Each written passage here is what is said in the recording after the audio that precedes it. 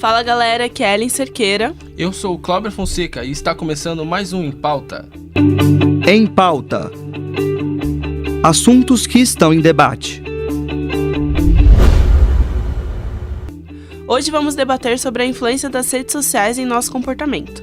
E para entender a fundo como isso acontece, recebemos o jornalista e professor especializado em comunicação e tecnologia, André Rosa, e o professor e analista comportamental, Nicodemos Borges. Obrigada pela presença, pessoal. Eu é que agradeço. Muito bem.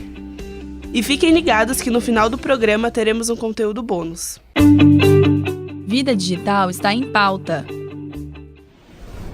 Para começarmos, é importante ressaltar o aumento de usuários que as redes sociais vêm ganhando. Uma estimativa feita pelo eMarket revela que, em 2021, cerca de 3,2 bilhões de pessoas estarão nas redes sociais. Essa influência não passou desapercebida pelas empresas. Uma pesquisa realizada ano passado pela Rock Content mostrou que pelo menos 92% das empresas brasileiras estão nas redes sociais. E para criar um contato mais indireto com o público, muitas empresas apostam nos digital influencer. A profissão que quanto maior for o engajamento da pessoa, mais patrocinadores ela atrai. Será que as postagens feitas por essas pessoas são 100% fiéis à realidade? Professor André, queria perguntar para você primeiro, é necessário que para ser um digital influencer precise de uma capacitação?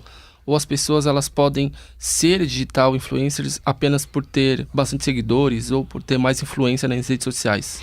Bom, antes de tudo é preciso que a gente entenda o que é um influenciador, né? Talvez a parte mais difícil dessa análise de cenário seja exatamente essa. Como é que eu sei que a gente está diante de um potencial, vamos por aspas aqui, influenciador, né? Como é que uma empresa consegue identificar em determinados perfis alguém que de fato possa ajudá-lo a conquistar algum objetivo que esteja, enfim, diante de seus olhos, como por exemplo, melhorar o seu posicionamento de marca ou mesmo vender, né?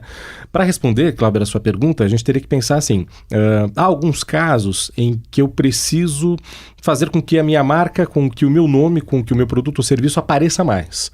Então, nesses casos, nem tanto a qualificação ou a proximidade deste influenciador com o produto em si acaba sendo relevante, tanto que a gente vê isso muito próximo a campanhas publicitárias no geral. Um Whindersson Nunes, por exemplo, pode ir desde uma Oi até, uma marca automotiva, enfim, ele não precisa necessariamente ter essa especificidade, desde que ele consiga criar um grande conjunto de usuários que de alguma forma se conectem com essa marca e que de alguma forma chame a atenção. Então muitas organizações estão de olho nesse tipo de influenciador, vamos colocar assim, que seria uma figura mais pop. Por outro lado, se a gente está lidando com uma perspectiva de mercado um pouco mais próxima, uma conexão, vamos dizer assim, de proximidade da empresa ou do produto ou serviço com aquilo que ele oferece, imaginando, por exemplo, eu já comprei determinado produto ou serviço, eu já sei do que se trata e quero melhorar a minha experiência com essa marca. Nesse caso, esse influenciador tem outra postura. Ele não é necessariamente um sujeito que vai fazer um festim, um barulho, né, para chamar mais atenção. Mas ele vai dialogar, ele vai apontar conteúdos positivos, negativos. Este perfil é muito mais aprofundado em relação a essa marca do que um outro caso. Então, resumidamente, o influenciador, a qualificação do influenciador depende do que a organização quer. Se ela quer um posicionamento inicial de marca, ela vai necessariamente procurar uma figura pop para fazer com que esse barulho aconteça. Similar ao que a gente vê em campanhas publicitárias desde sempre. Agora, se eu quero uma aproximação com um nicho de usuários ou com um nicho de consumo que dialoga com aquilo que eu desejo, seja ele qual for o assunto, esse influenciador ou essa figura precisa, de fato, um aprofundamento maior em relação ao conteúdo daquilo que ela está falando. E aí eu não preciso necessariamente de um grande público, basta que eu tenha um conteúdo interessante. E relacionado ao digital influencer, será que tudo que eles postam ou publicam realmente é o que eles pensam? Porque eles precisam atingir mais pessoas. Às vezes aquilo que eles estão falando não ser necessariamente a verdade, a realidade do produto. Bom, aí esse papo, a gente vai chegar aqui numa teoria da conspiração absurda, né, em relação ao que de fato é verdade, o que é mentira. No nosso universo da comunicação, a gente trabalha com versões, na verdade, né? Não existe a verdade absoluta, né? Enfim, então a gente entra numa questão complicada aqui, em definir o que é de fato uma coisa, o que de fato é outra, mas o que a gente reconhece com maior facilidade os casos mais interessantes de influenciadores, vamos chamar assim, ou de pessoas que de alguma forma trabalham com esse tipo de influência, eles não trabalham necessariamente com, vou colocar, verdade, mas com credibilidade, com honestidade, que é o que o jornalismo, né, já procura fazer isso há muito mais tempo. A gente pode recuperar casos aqui em que um determinado perfil se apresentava de um jeito, ou dizia que era uma coisa e no fim não era, ou seja, trabalhava com algo que não era necessariamente verdade, enfim, com algo desonesto. A gente pode elencar alguns casos aqui. Teve um caso polêmico que não foi necessariamente algo desonesto, mas que manchou muito a sua própria imagem, que foi a Bel Pesce. Não foi exatamente uma mentira, né? Mas foi um posicionamento exagerado em relação às suas qualificações. Ela foi bombardeada por N pessoas que de alguma forma entendiam que ela estava ali fazendo alguma coisa negativa, tanto que hoje você quase não a vê no radar. Ela faz um processo, ela tem um processo aqui de reaparecimento, buscar reaparecer, mas no instante em que o usuário, de uma forma geral, identificou, caramba, essa figura tem problemas, ou ela não tem de fato as qualificações que ela aponta, né? Isso pode criar um problema, isso pode gerar um problema, né? Então, o que a gente reconhece? Que se o influenciador ou enfim, alguém que esteja usando um meio de comunicação compartilhado, YouTube, um próprio blog, compartilha aquilo que gosta, compartilha aquilo que sabe e ao mesmo tempo procura fazer algum tipo de conteúdo disfarçado, sabe? Ou tentar de alguma forma conduzir o conteúdo para algo que não é necessariamente honesto, eu tenho para mim que o usuário na maior parte das vezes consegue reconhecer quando isso acontece, sabe? E é um perigo que esse influenciador tem, né? Um risco que esse influenciador corre se ele procurar manchar essa credibilidade que ele tem a partir de uma troca, por exemplo, do tipo, uma organização dá um caminhão de dinheiro para esse cara, por exemplo, falar bem ou mal de um produto. Se isso acontecer, ele pode, sim, no primeiro momento achar que é legal, que é interessante. Por outro lado, ele queima completamente a sua credibilidade, sabe? Então, no geral, eu diria que a resposta é essa. Boa parte dos influenciadores ou de profissionais que se posicionam nesse mercado, com ou sem qualificação, e que de alguma forma lidam com conteúdo, precisa deixar muito claro para o seu público final se aquilo se trata de publicidade, se aquilo é algum outro tipo de conteúdo próprio, se é algum tipo de experiência que a pessoa está vivenciando.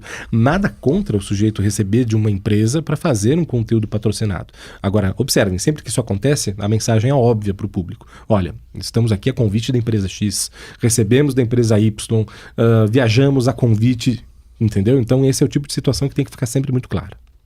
Professor Nicodemos, e o que será que leva essas pessoas a omitirem a real experiência do produto? Por que será que elas fazem isso nas redes sociais? O que elas esperam do usuário fazendo isso?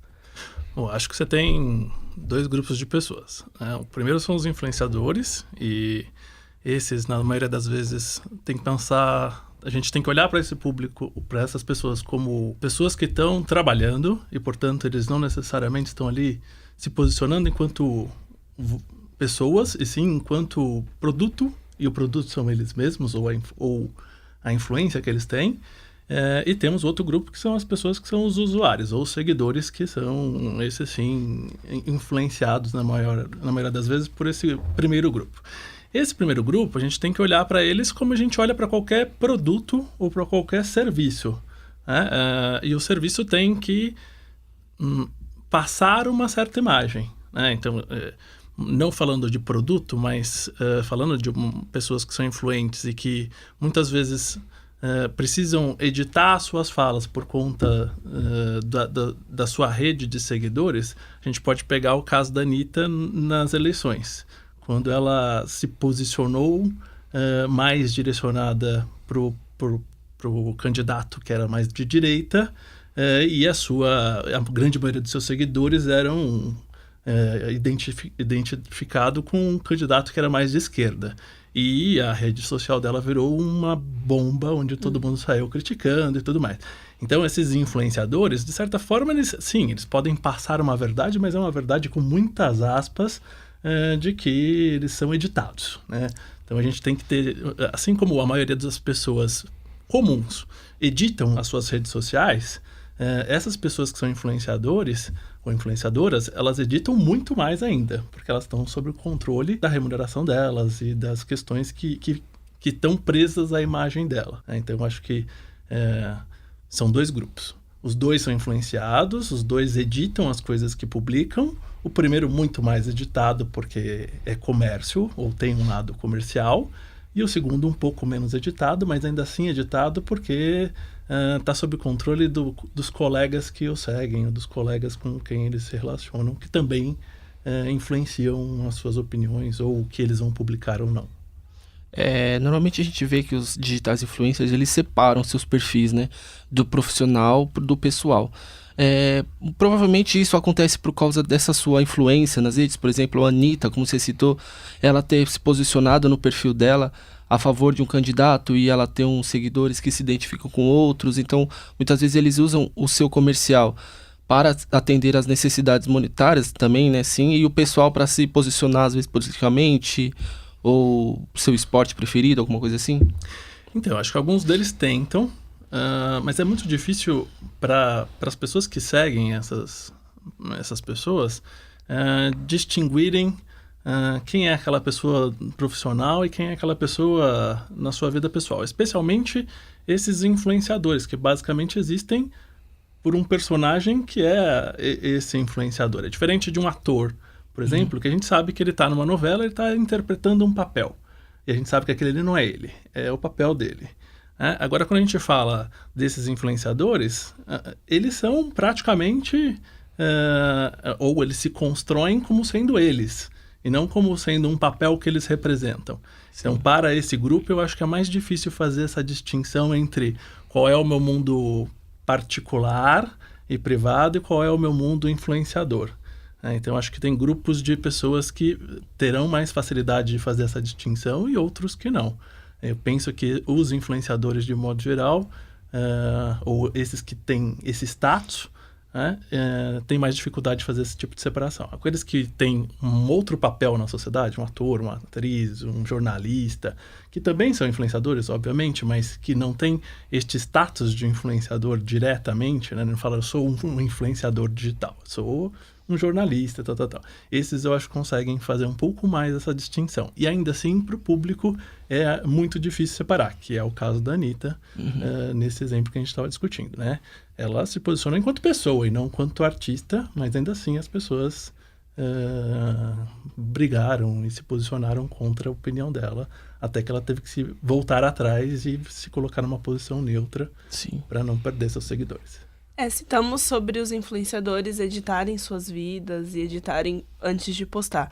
Será que por essa influência que eles têm em cima dos usuários, por isso que os usuários seguem essa mesma linha de tentar editar as vidas para ficarem parecidas com esses influenciadores, tentar passar alguma coisa que eles não têm? Por exemplo, tá em algum lugar e realmente tá em outro lugar diferente, tá fazendo alguma coisa e tá em casa, postar uma foto de um dia que já passou, como se estivesse vivendo aquele dia naquele momento. Eu acho que os influenciadores têm um impacto muito grande nos seus seguidores, exatamente porque eles conseguiram desenvolver um papel que é o papel do imaginário das pessoas que o seguem, né? Diferente de uma atriz, de um ator, que a gente sabe que eles estão ali interpretando um papel, os seguidores desses influenciadores, na maioria das vezes, acreditam, tirando alguns mais estereotipados, mas acreditam que aqueles são eles, é a vida deles no seu cotidiano.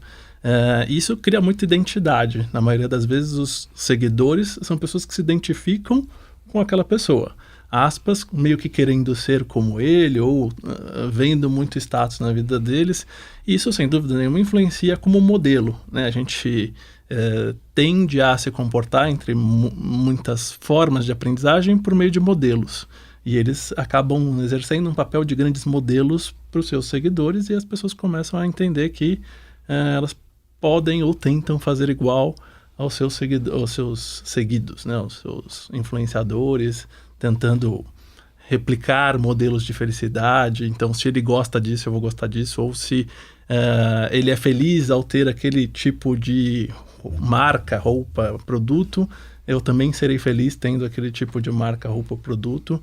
E muitas vezes o que a gente vê também nos seguidores desses influenciadores é que eles também querem se tornar influenciadores. Então, além de tudo, tem uma identidade direta de eu gostaria de estar exercendo o mesmo papel que eles. Então, eu acho que tem muita influência, mais às vezes do que a mídia tradicional que a gente conhece tem sobre as pessoas. Bom, tem uma palavra-chave aqui, até acho que o professor Nicodemos pode explicar muito melhor do que eu, porque mais a ver com psicologia, chamada alteridade. Que basicamente existe a construção da identidade, que é basicamente como eu monto a minha visão sobre mim e quero que as pessoas de alguma forma entendam. E tem aquilo que você entende. Aquilo que você enxerga em relação a mim. E, de alguma forma, as redes sociais ou perfis de redes sociais estimulam essa edição, né? De tal maneira em que eu coloco no ar aquilo que eu gostaria que as pessoas vissem em mim. Ou seja, eu estou fazendo uma desconstrução aqui muito forte entre o eu e o como o outro me vê, né?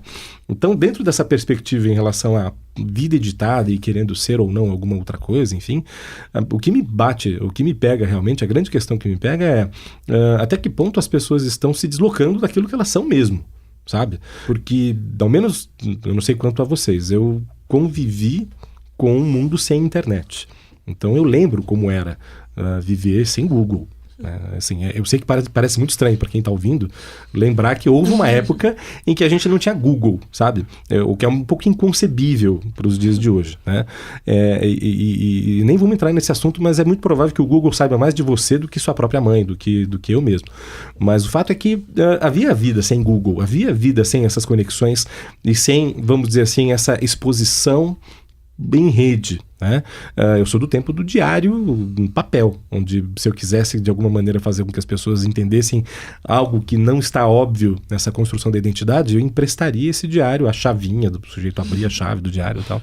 Hoje isso não existe, né? Quer dizer, hoje as pessoas se abrem de uma forma arriscada, até de certa forma perigosa, e cria uma certa confusão, né? Eu tenho certeza que para quem é da área da psicanálise, eu diria que é o grande curso a ser feito neste século, porque vamos precisar de muito divã, vamos precisar de muita gente para tentar, de alguma forma, identificar. Afinal de contas, quem sou eu? Eu sou esta figura que, de alguma forma, carrega dessas questões que estão comigo, ou eu sou o que eu posto na rede social? Eu sou o que as pessoas entendem? Eu sou essa versão editada? Eu sou a versão que as pessoas curtem, compartilham, etc. É confuso, né? E ao mesmo tempo, qualquer coisa que a gente disser em função disso, em relação a, e quais são as consequências disso, quais são os problemas que podem gerar em função disso, eu particularmente não tenho ideia, porque estamos vivenciando algo muito novo em relação, não à ferramenta em si, a essa relação em si, mas as consequências disso, sabe? Então, é por aí. A gente vê também, hoje em dia, os grandes influenciadores que nós temos, assim, no ramo, não no ramo, mas no mundo adolescente, são os youtubers, né? Então, muitas vezes, eles passam uma vida muito perfeita para eles e eles querem, às vezes, até repetir. O Cossielo, por exemplo, ele mostrou em um vídeo o jeito que ele pediu sua mulher em casamento, teve bastante repercussão, o pessoal gostou, achou bonitinho e tal. Vocês acreditam que com esses vídeos também, as pessoas que às vezes têm até depressão, eles podem ver e querer replicar esse tipo de vida e até mesmo piora a sua depressão, tipo, criar um perfil, não fake, mas às vezes criar uma relação de vida que eles acreditam que seriam boas e tal, mas que no fundo não é, e eles ficam achando que daquele jeito, só daquele jeito eles seriam felizes. E também a questão dos likes que foi citado, tipo, a pessoa se sente mais confortável com a quantidade de like. Será que além disso, de piorar todas essas questões que a pessoa pode estar passando psicológica em casa, a ficar dependendo do like, das redes sociais, autoconfiança, autoestima, o quanto isso afeta nas pessoas? De ter toda essa parte psicológica da pessoa se sentir bem, dependendo das redes sociais. E aí? Bom, vamos lá. Mind blowing, né? Primeiro falando dos quadros psiquiátricos ou quadros clínicos, como depressão e coisas do gênero, eu acho que esse novo modelo, digamos assim, esse novo funcionamento das mídias sociais e tal, influencia sim, como todos os fatores influenciam, mas é um novo fator a mais que influencia no quadro, por exemplo, de depressão. Porque se as pessoas olham para a rede social e ainda não conseguem fazer uma distinção de que a rede social é uma vida editada das pessoas e não a vida das pessoas e entendem que aquilo que é a felicidade, sim, elas vão sofrer muito mais e provavelmente vão deprimir muito mais e vão ficar mais ansiosas e vão ter muitos outros problemas que a gente chama de quadros psiquiátricos. E se a gente pensar, a maioria das pessoas tende a cair nessa ilusão de achar que as pessoas, o que elas veem na rede social é a vida das pessoas. Por mais que algumas pessoas, inclusive, consigam falar, não, a gente sabe que isso é editado, ainda assim eles, às vezes, entre aspas, inconscientemente, esquecem que aquilo é uma edição e ficam buscando aquilo como objetivo de vida ou como felicidade. E aí, obviamente, elas vão sofrer, né? Por quê? Porque felicidade é um conceito e não existe felicidade constante. E se a gente olhar na rede social, parece que existe felicidade constante, porque as pessoas estão sempre felizes, sempre vivendo bem a vida, sempre curtindo, sempre tudo lindo e maravilhoso. Eu costumo brincar que é comercial de Doriana de antigamente, que hoje em dia não tem mais, mas era onde sempre tinha a família bonitinha, linda e perfeita. Então, isso acaba influenciando, sim, com consciência ou sem consciência, as pessoas que vivem muito tempo nas redes sociais sofrem impactos maiores do que aquelas pessoas que têm também outros aspectos, vivem outras situações. As pessoas que têm outras situações para viver, além da rede social, então trabalha, estuda, tem amigos, né? A influência da rede social é um pouco menor. Ainda há, sem dúvida, mas um pouco menor, né? E o que a gente vê também, que são quadros novos que vão surgindo, que são pessoas que não sabem viver socialmente, porque cresceram na rede social. Sabem conversar pelo WhatsApp, pelo Facebook, pelo Instagram, mas não sabem conversar frente a frente com o outro. Ou tem amigos na rede social, mas não tem um amigo mais na vida pessoal. E aí fica, então, construindo a sua vida realmente na rede social e não mais na vida fora das redes sociais, ou na vida física, digamos assim. Apesar que a rede social também é física, mas não vamos discutir isso, uma outra discussão. Então, existe sim também esse sofrimento mais decorrente de falta de desenvolvimento de habilidades que antes você tinha que desenvolver, porque se você quisesse ter amiguinhos, você ia ter que interagir com os outros. E hoje em dia você vê um conjunto de pessoas que chegam ao consultório que não tem nenhum repertório social, porque a vida deles é dar like e comentar no post, dar like, postar foto, é completamente diferente de conversar ao vivo, interagir ao vivo e coisas do gênero, que não dá para editar, não é só soltar um like qualquer, a interação é diferente, sim, o tipo de controle social é diferente, então a gente tem muita gente sofrendo males, digamos assim, psicológicos por decorrência desse novo modelo de relacionamento. Bom, tem outro detalhe em relação a esses aspectos envolvendo novidades, vamos dizer assim. E vou usar um exemplo. Minha filha de 2 anos. Ela vai crescer num lugar completamente diferente do nosso, com influências tecnológicas, e vou insistir, que a gente não consegue dimensionar ainda. A gente não tem a menor ideia do que se trata, de como que isso vai funcionar. Com 2 anos, ela pega o meu iPad e, sem que eu tenha que explicar nada, ela já sabe como faz para navegar no YouTube. E ela tem os desenhos favoritos dela, ela tem os personagens favoritos dela, e se eu não prestar atenção no que ela vai clicando, o próprio algoritmo do YouTube já sugere coisas, mesmo que minha filha tenha o perfil só dela, as seleções que vão aparecer pelo próprio algoritmo podem, enfim, de alguma maneira ser completamente diferentes daquilo que eu acredito como sendo algo minimamente favorável para uma criança, ainda que a discussão aqui seja um tablet favorável para uma criança de 2 anos, né? Começa por aí. Bom, tenha filhos e casem para você ver como às vezes você vai precisar. Mas o fato é que você coloca o tablet na mão da criança, ela vai selecionando vídeos e, de uma forma inexplicável, começam a aparecer cenas, situações envolvendo, por exemplo, vou pegar desde a coisa mais simples, ovos coloridos que começam a pular com uma musiquinha insistente, mudando as cores, umas coisas meio escritas em russo, escritas em outros idiomas e tal, até coisas bizarras, como, por exemplo, personagens dos mais variados com a cabeça trocando, sabe? Qual que é a influência disso para uma criança de 2 anos? Eu não tenho a mínima noção de qual é o efeito disso no futuro, O efeito que eu sei disso no presente é, se eu tiro o tablet da mão da Joana, da minha filha, quando isso acontece, ela enlouquece, porque ela quer mais. É como se tivesse despertado alguma coisa que eu não tenho ideia necessariamente, mas que é muito similar, me parece, a um vício, sabe? Muito similar a algo que implica em você precisa disso, você precisa ficar mais tempo em relação a essa tela, a essas imagens, a essas cores. Cara, se isso já acontece com crianças de 2 anos, com ou sem pais observando o que elas estão fazendo, imagino que possa acontecer num futuro cujas consequências são completamente inexplicáveis. E aí entra um lado que não só nós da comunicação, como presumo psicologia ou outras áreas do conhecimento, precisam entender urgentemente como as tecnologias estão engendradas para que essas coisas aconteçam. A minha visão é de que nós, especialmente nós da área de humanas, a gente olha para essas traquitanas, para esses artefatos, e não tem a mínima noção do que está por trás. A gente simplesmente diz assim, olha, a gente sabe que existe e está ótimo.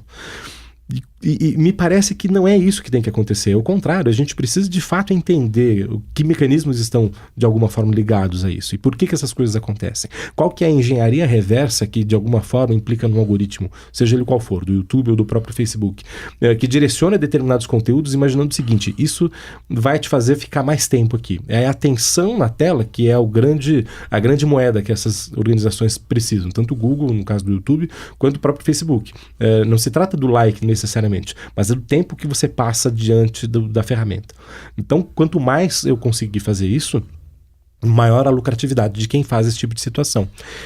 De quais as consequências, quais os limites, até que ponto eu posso utilizar de recursos coloridos, ou seja lá quais forem, para chegar nesse tipo de situação. Então tem o lado humano óbvio, que é a nossa percepção em relação a essas coisas todas e como isso nos influencia e de que maneira a gente conseguiria criar outras conexões além das próprias redes.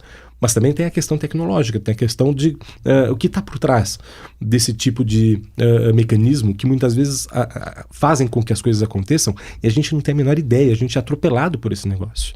Seja por meio do YouTube, a partir desse exemplo, seja, é só pegar a última eleição, onde, enfim, a gente poderia ficar horas aqui também falando sobre quais os impactos que levaram, para pegar um exemplo local, um candidato ao governo de um estado como Minas Gerais que era traço, e que em 1 ou 2 semanas chegou a 70% dos votos. Não faz nenhum sentido que isso tenha acontecido apenas no boca a boca. Verdade. E vocês acreditam que quem acaba sendo mais afetado por toda essa influência das redes sociais? Homens, mulheres, jovens, adultos? E como que essa influência pode problematizar a transição do jovem na adolescência para a fase adulta? Tem um pensador, o Skinner, que ele escreveu um romance lá em 1930 e pouco, mas ele já antevia algumas coisas e ele falava uma coisa que vale também nos dias de hoje. Ele falava assim, ele estava discutindo a liberdade. Ele é um defensor de que não existe a liberdade. As pessoas acreditam em livre-arbítrio e coisas do gênero, e ele é um defensor de que não existe esse livre-arbítrio, que na verdade a gente sempre se comporta sob controle de variáveis ambientais. Não estendendo a discussão sobre comportamento controlado por variáveis ambientais, mas o que ele chamava atenção é aqueles que acreditavam no livre-arbítrio e aqueles que acreditam no livre-arbítrio são as pessoas mais influenciadas do que aqueles que sabem que são controlados. Por incrível que pareça, ambos são controlados, mas uma coisa é quando eu sei que eu sou controlado, eu tenho alguma possibilidade de fazer contra-controle. E quando eu não sei que eu sou controlado, eu sou uma massa de manobra qualquer. Então eu acho que o que o professor estava trazendo vai um pouco nessa linha e vai nessa discussão que a gente está fazendo, que é a rede social sim vai influenciar a vida de todo mundo, o Google, essas coisas vão influenciar a vida de todo mundo, e esses algoritmos estão aí e estão influenciando a vida de todo mundo, e a gente não sabe como, porque a gente não para saber como é que são construídos ou de que maneira esses algoritmos funcionam. Então, sim, a gente está num ponto que eu diria que a sociedade está cega de controle. A gente não está conseguindo enxergar quais são as variáveis que controlam os nossos comportamentos. A gente tem uma pista, uma noção de algumas coisas que acontecem. Então, por exemplo, a gente sabe lá, se você começar a curtir coisas de cachorrinho feliz no Facebook, vai começar a aparecer mais coisa de cachorrinho feliz. E se você excluir lá determinado assunto, aquele assunto vai sumir da sua timeline e tal. Mas a gente ainda não sabe muito bem como essas coisas funcionam exatamente. Então isso sim gera uma preocupação, acho bastante importante, que é a gente está sendo conduzido ou direcionado para determinadas direções que a gente não sabe quais. Né? E sim, como o professor ressaltou, as eleições são um exemplo clássico disso. Né? A gente sempre foi influenciado. Né? Também um outro pensador da psicologia, o Watson, quando ele começa lá, ele era um dos caras que trabalhou muito com marketing antigamente, e ele também defendia a mesma história de que não existe essa coisa de a gente achar que a gente não é influenciado. A gente tem que tomar consciência de que a gente está sendo influenciado para a gente poder controlar as coisas. Nessa linha, antes a gente sabia que a gente era controlado pela mídia. Então, a gente sabia, por exemplo, que o programa eleitoral gratuito induzia as pessoas a votarem neste candidato ou naquele. Tanto é que nas eleições, em geral, quem tinha o maior tempo de televisão ganhava a eleição praticamente em todas as eleições. E o que a gente viu nessa eleição foi que caiu por terra esse tipo de controle. A televisão, sim, continua sendo uma grande agência de controle sobre os nossos comportamentos, mas a mídia parece que... as redes sociais parece que superaram fortemente esse tipo de controle. E a gente não sabe nem como ela funciona. A mídia a gente sabe como funciona. A rede social a gente ainda não sabe como funciona. Então a gente está aí diante, eu diria, de variáveis que estão nos controlando enquanto sociedade e que a gente não está sabendo muito bem de que maneira e para qual lugar ela está nos conduzindo. O que a gente vê sim, há um aumento do sofrimento das pessoas. O professor brincou que a gente vai ter muito mais trabalho na frente, vai ter mesmo. Porque cada vez mais as pessoas chegam no consultório com sofrimentos que elas não tinham. Então elas sofrem hoje em dia porque, quando estávamos na eleição, por exemplo, vários clientes meus estavam deprimindo ou pensando em suicídio por conta de quem seria eleito para presidente. Então, o que é um exagero típico da rede social, que se fosse só pela mídia nunca tivemos coisas desse nível. Mas como a rede social não tem tanto controle, ou tem, a gente não sabe qual eles potencializam as coisas de uma forma gigantesca. Eu diria que as pessoas mais vulneráveis, não necessariamente são homens ou mulheres, ou jovens ou adultos, mas as pessoas mais vulneráveis. Quem são as pessoas mais vulneráveis? Em geral, pessoas que têm menos escolaridade são mais vulneráveis, por uma questão de refletir menos, ler menos, saber buscar menos fontes e coisas do gênero. Mas isso também tem crescido entre pessoas que estudam. A gente vê, por exemplo, a juventude especialmente, que cresceu na rede social, eles não sabem buscar outras fontes que não o Google, digamos assim. Então, é quase como se o Google virou Deus. Então, o que o Google disse, eles acreditam.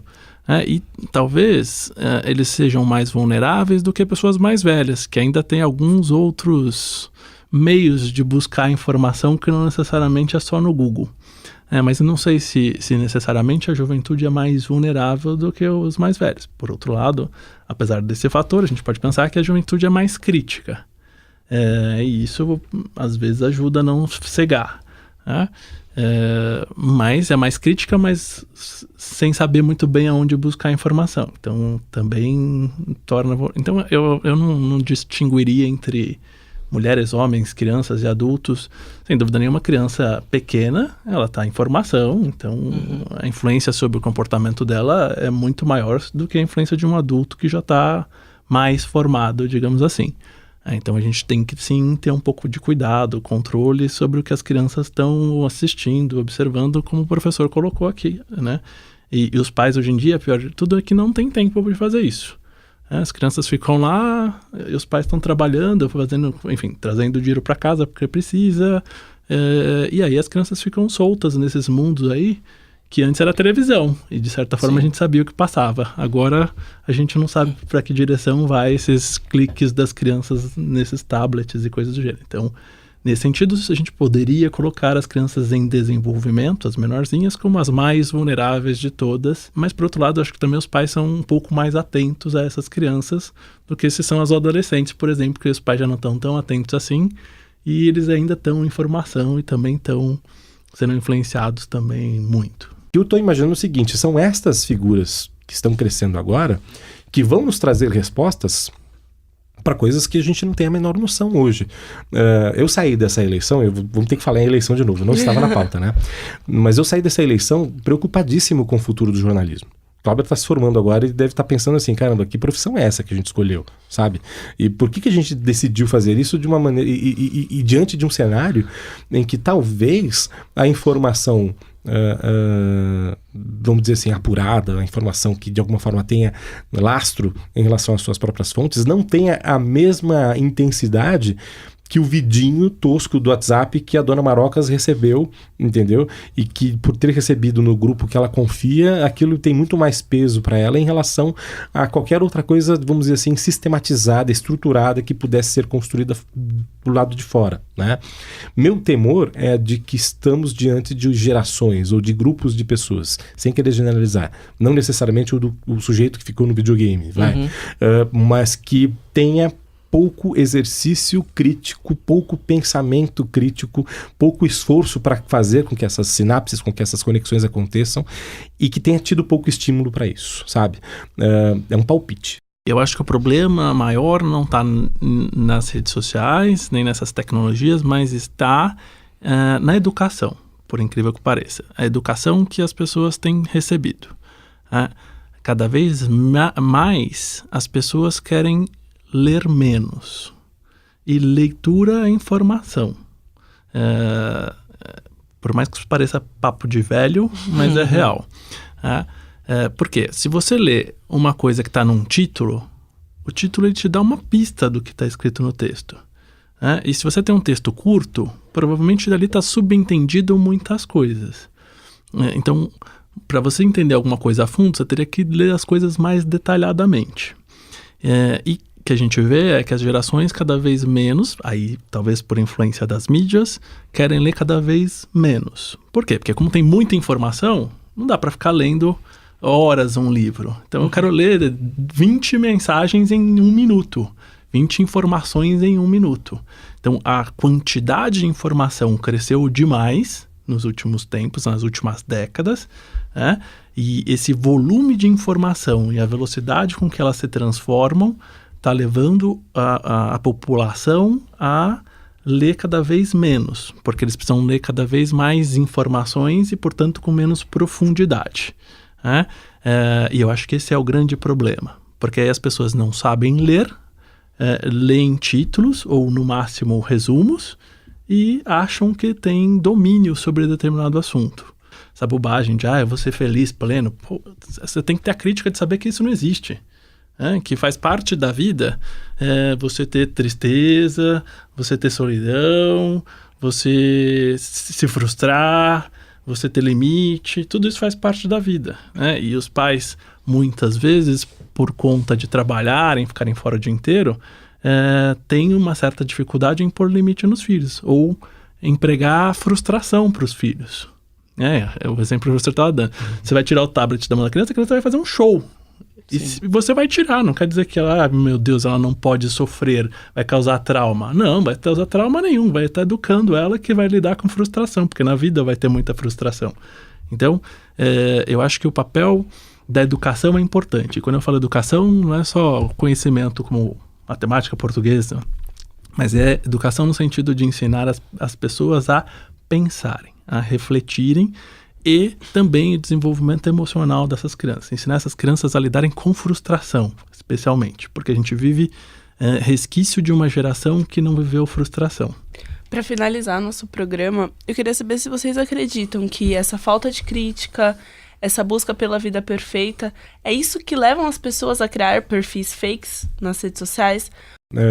Tem um lado pessoal, evidentemente. Não quero que as pessoas me vejam dessa forma, por isso eu vou criar um avatar, por isso eu vou mudar a minha foto, por isso eu vou colocar informações que não são necessariamente relacionadas ao que eu estou fazendo.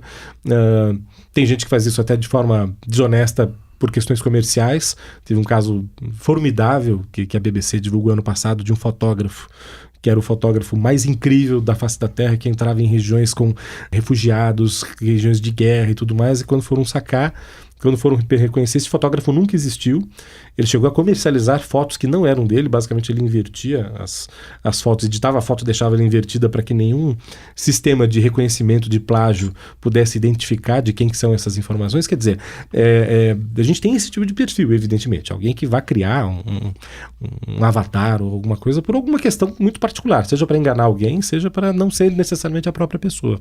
A complexidade desse nosso mundo é muito maior. A gente hoje pensa em, afinal de contas, a pessoa que quis me adicionar ali no Facebook, ela existe de fato? Ela é um perfil falso? É uma pessoa? É uma máquina? Quais são as intenções? Especialmente se eu não conheço a pessoa. Quer dizer, bom, a coisa é muito mais complexa, né? Se a gente for falar aqui, vai passar um tempão falando. Bom, a gente pode completar do lado das pessoas, né? Então você vai ter pessoas que constroem perfis falsos, desde a ideia de stalkear o outro. Então eles querem ter informações sobre outras pessoas e às vezes usam o perfil falso para chegar a essas informações sem que se identifique. E você vai ter perfis falsos que são de pessoas que querem viver uma vida de avatar, como o professor falou, né? Eles querem viver uma outra vida diferente da vida que eles levam e que não tem nada a ver com a identidade direta deles, ou a identidade que eles apresentam todo dia nas suas vidas. Então, pensando do ponto de vista de pessoas, porque pessoas criariam, acho que esses dois são os dois principais que a gente mais vê. Ou as pessoas usam isso para stalkear os outros, ou eles usam isso para viver vidas que eles não estão dispostos a viver na sua vida cotidiana, digamos assim. Bom, professores, queria agradecer a presença de vocês. Acho que o nosso bate-papo foi muito construtivo. Acho que vai ajudar bastante o pessoal que está ouvindo a gente desde casa. Queria agradecer aos ouvintes também. Sigam as redes sociais do Media Center. E é isso. Obrigada pela presença. Obrigado a vocês. Até uma próxima. Conteúdo bônus. Entrevistamos a professora de Direito Juliana Nakamura, que deu dicas sobre a melhor forma de agir quando algum perfil fake utilizar seus dados ou fotos. Isso depende de como se detecta o uso equivocado de fotos e dados de pessoas. Existe uma lei no Brasil chamada Marco Civil da Internet. Essa lei estabelece que nós precisamos, primeiramente, notificar o provedor para que a gente possa tentar tirar esse conteúdo do ar e, caso isso não seja possível, o próprio provedor responde. Portanto, aqueles provedores e mantenedores de redes sociais como Facebook, Twitter, Instagram, por exemplo, se detectar o uso falso de imagens, algo que possa comprometer a honra, a imagem, isso poderá ser feito. Aí a gente tem que olhar lá para a lei do Marco Civil da Internet para adotar o procedimento e, se for o caso, buscar responsabilização por meio de uma indenização por dano moral. Além disso, Juliana explicou as diferentes formas de fraudes com dados pessoais e quais órgãos procurar em cada caso. Isso depende, porque pelo Marco Civil da Internet é preciso que se faça uma notificação judicial para o provedor. Então, nesse caso, a pessoa, se tiver condições de contratar um advogado, vai acabar precisando contratar um advogado para isso. Se não, ela pode, não tendo condições, procurar a Defensoria Pública. Há alguns órgãos, se a gente pensar em termos de relação de consumo, que podem auxiliar, a exemplo do PROCON, mas aí só se tratar de uma relação de consumo. Então, por exemplo, uma exposição indevida que é veiculada num site de um hipermercado, por exemplo, de forma indevida, isso pode também gerar algum tipo de providência, algum tipo de respaldo, mas numa outra seara também. Este programa contou com a participação de Cláudio Fonseca e Ellen Cerqueira. Convidados: André Rosa e Nicodemos Borges. Sonoplastia de Marcos Borini e edição de Ellen Cerqueira.